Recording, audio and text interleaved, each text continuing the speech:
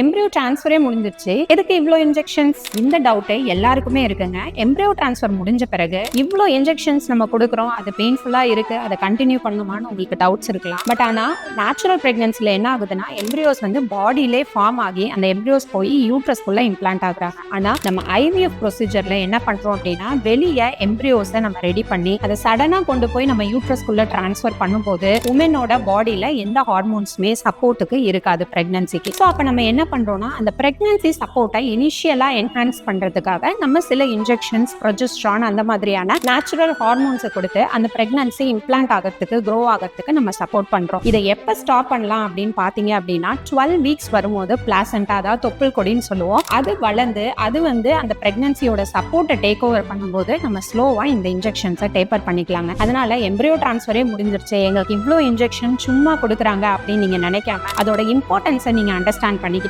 அந்த பெயின் கூட உங்களுக்கு வந்து இட் இஸ் இம்பார்ட்டன்ட்ன்றதை நீங்க அண்டர்ஸ்டாண்ட் பண்ண முடியும்.